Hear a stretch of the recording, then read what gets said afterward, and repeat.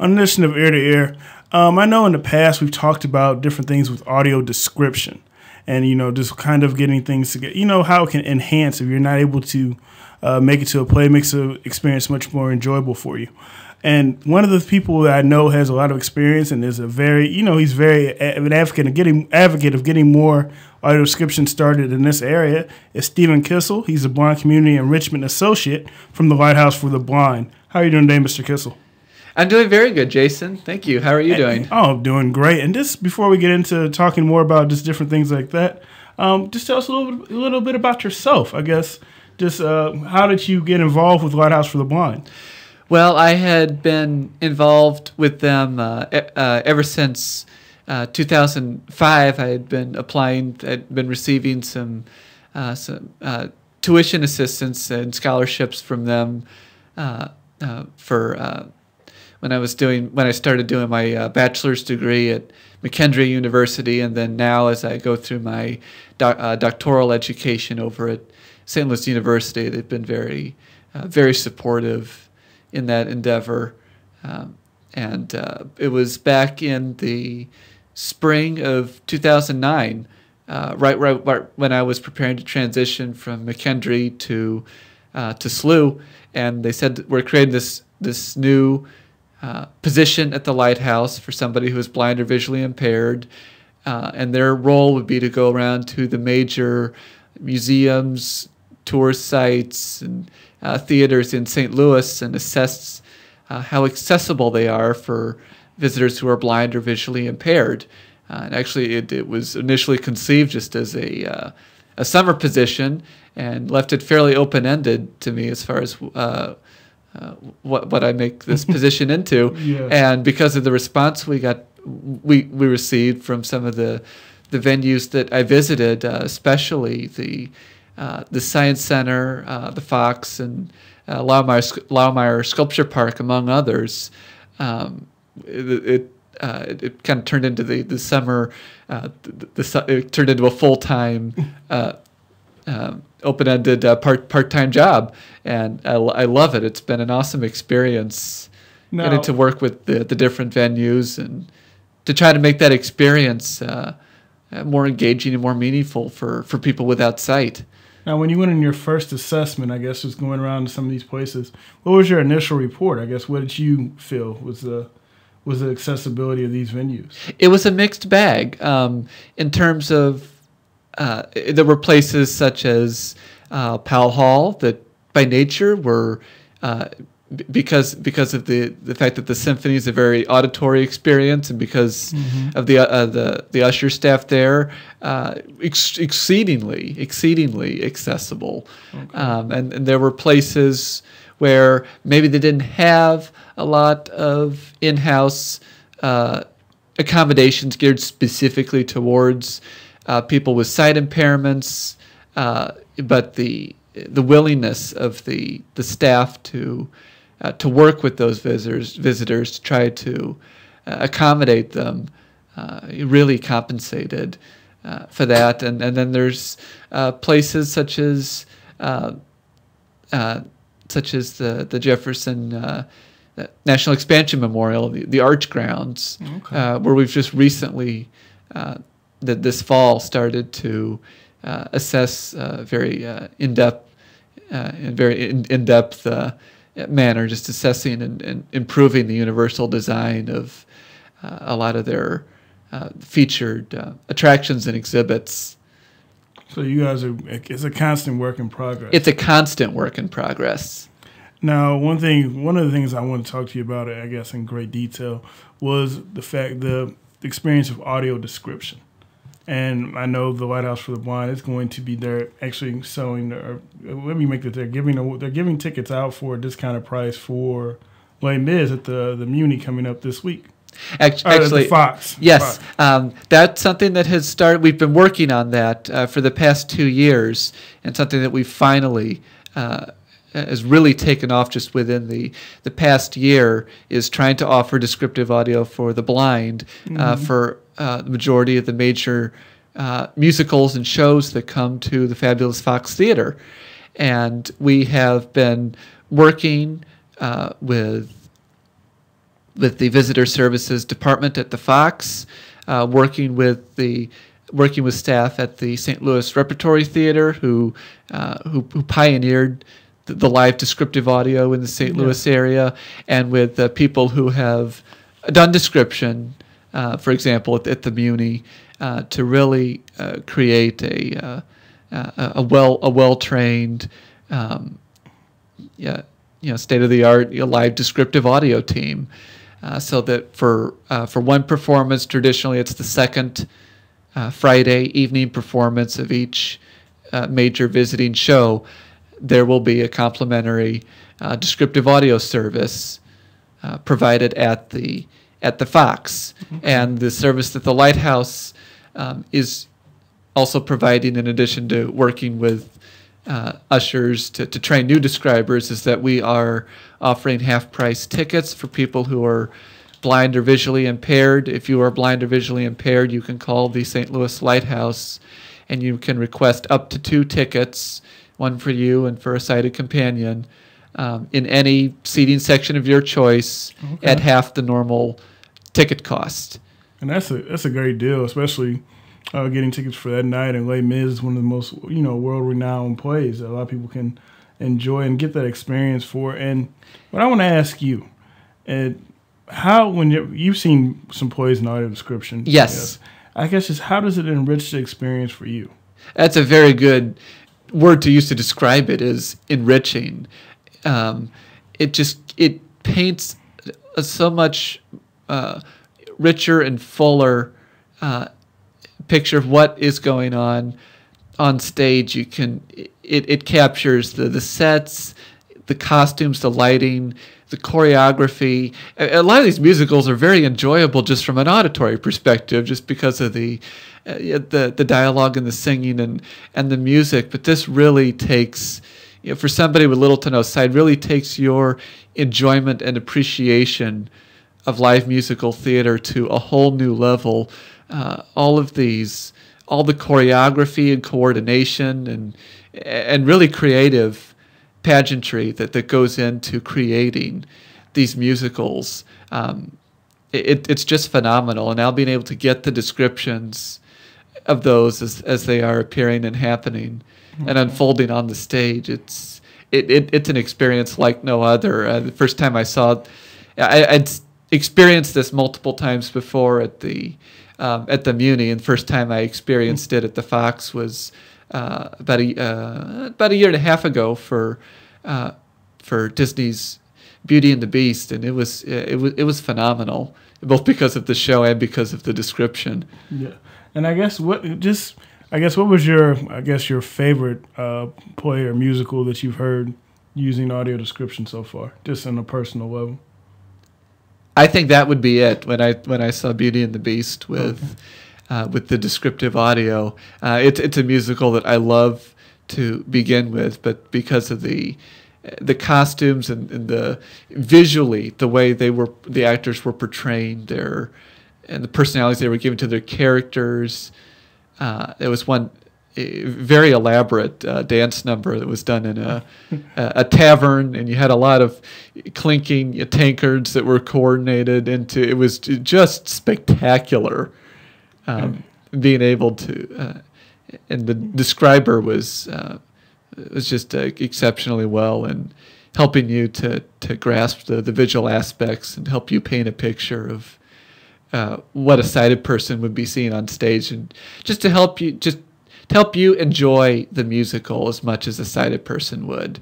And I guess just now I'm going to ask you guys, kind of give, I don't want to say like an advertisement, but a kind of an understanding of some, because I know some people may be a little worried about coming out with audio description, may get frustrated with some things. I guess, what can you tell them to kind of be like, hey, this is a good experience you can have if you just give it a chance? It's a very good experience you can have if you give it a chance.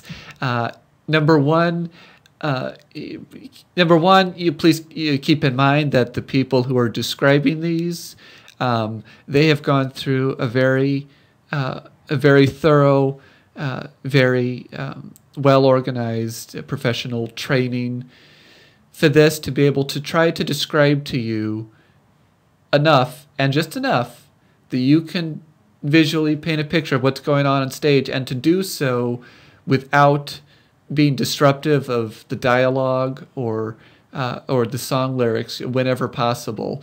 Taking advantages of some moments of silence in between dialogue to clue you in on some of the visuals. It adds a whole other layer of choreography and coordination to the show. If you really want to know the truth, if you want to think of it that way, it's another item to choreograph to flow with the musical, not to be disruptive of it. Okay. And I guess whenever you're sitting there and you're getting those features and you're sitting there listening and kind of taking in, I know a lot of the describers try to let you, they don't try to fill in all the blanks for you. Try to give you a chance to paint in the picture a little bit yourself too as well. No, very much so. And they try not to spoil anything. If there's something you're not supposed to pick up on yet in the show, they're not going to spoil that. They're there to describe, not necessarily to interpret. They leave the interpretation up to the listener. They're usually able to strike a very good balance between how much is enough description and how much is too much or too little. Yes, exactly. And with audio description, it goes past plays, musicals, and we were talking about the Fox and the Muni areas, but there's stuff in movies and things like that. I guess, but in the St. Louis area, I guess having a good understanding of kind of the accessibility of different places.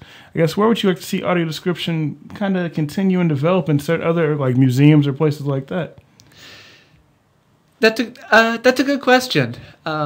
Like I said, I'm very hopeful and very confident about the programs at the Fox and the Muni and the Rep as well, that those will continue to expand and to be well utilized and well received. Yeah. I'm very confident in where those are heading.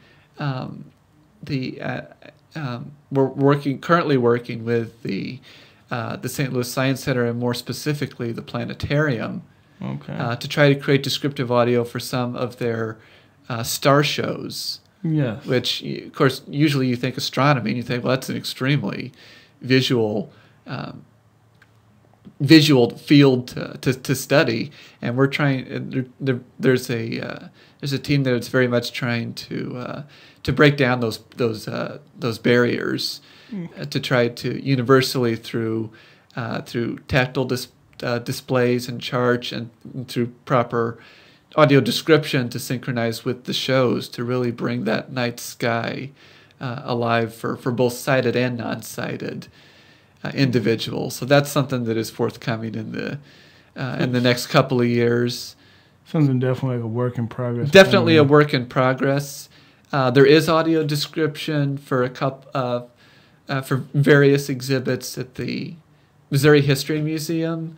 On an audio tour device, not automatic. It's a little device about maybe 1.5 the size of an iPhone, with a telephone style keypad, and you'll key in the different codes at the different stations to listen to it. It do a pretty good job of guiding you through the exhibit. Something that I hope will continue there, and even down at the Arch where there isn't any. Yeah, and currently. I would also think about like the Science Center. Kind of, they have those different exhibits they have periodically too as well. Something maybe there as well too to kind of go on with the whole building upon the Science Center. Very well could be, and that's like you said, that's a work in progress right now. And we're just taking it one step at a time, one gallery at a time, trying to figure out what's going to be the most useful here. Is it going to be braille and tactile, or something you can touch, or would something you could hear, a physical description, be more beneficial? So wherever appropriate, it's something they're very seriously and very actively investigating and working on implementing. Now, is a Blind Community Enrichment Associate. I mean, I know we talked about audio description, and we talked about, maybe like you just mentioned, having some braille at the different exhibits. But there's also, I guess, what are some other things you look for as well in the community, kind of enrich, because, enrich your learning and entertainment and, experience?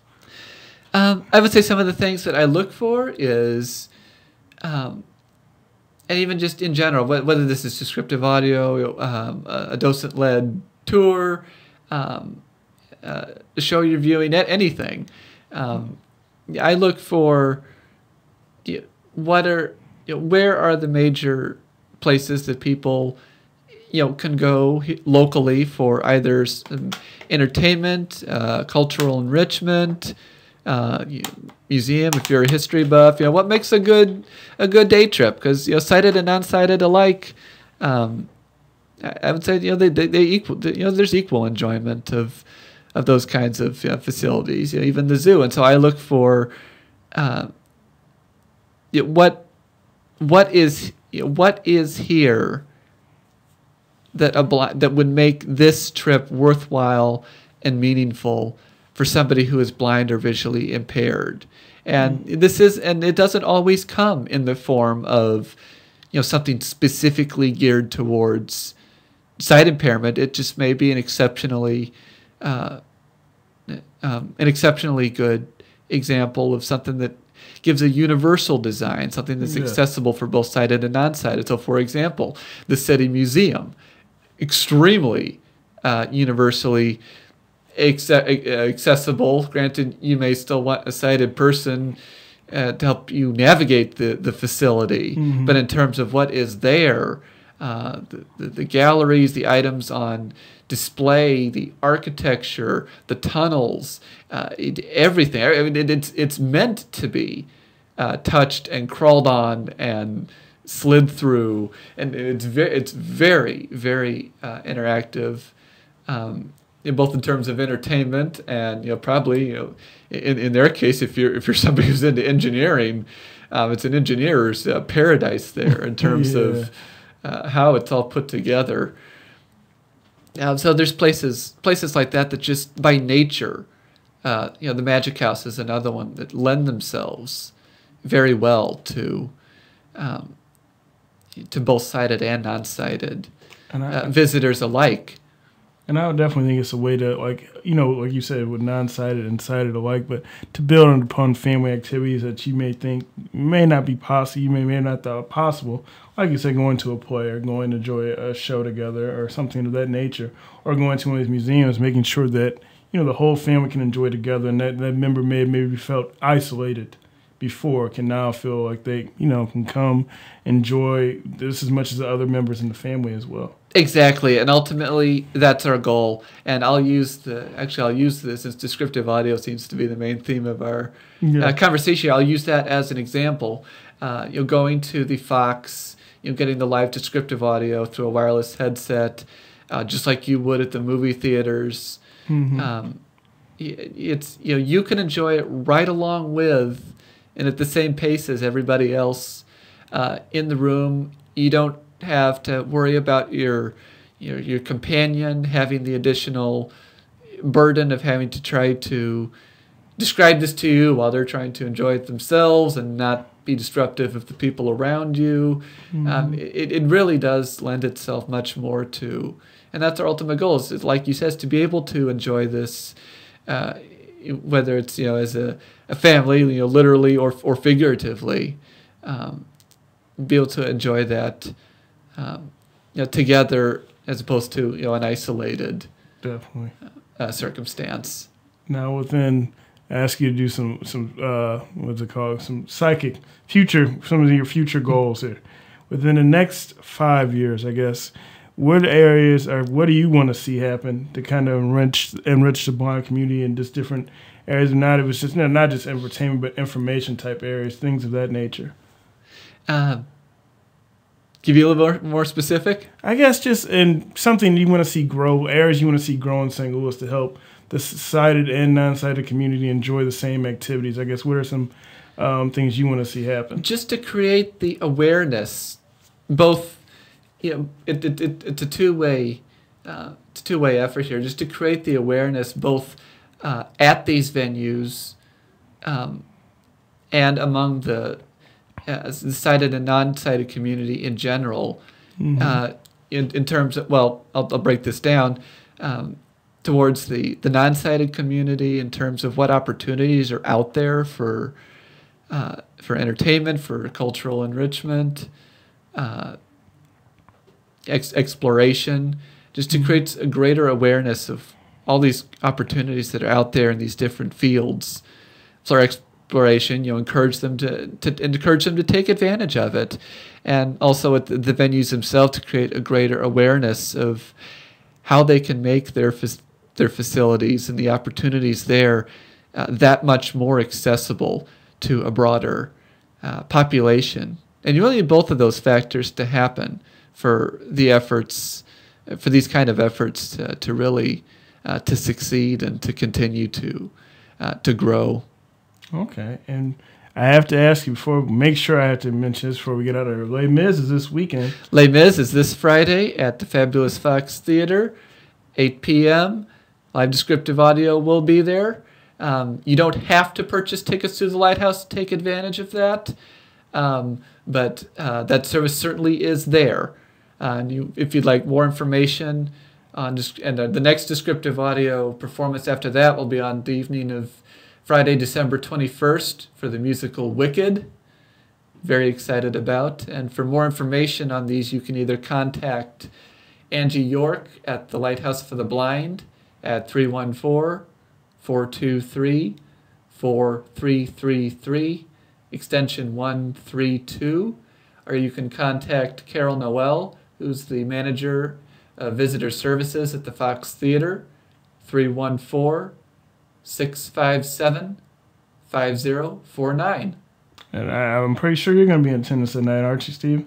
Unfortunately, I will not be in attendance for Les Mis, but I will be there for Wicked. And very much looking forward to it. Now, I know that's one of the more popular, but I've never. It's kind of like. Pardon the pun there. Is it kind of like when I see the design? I don't know much about Wicked, but I know it's very popular. I guess is it kind of like the Wizard of Oz? I'm taking it or something. It's the Wizard of Oz from a completely different perspective. This is the story.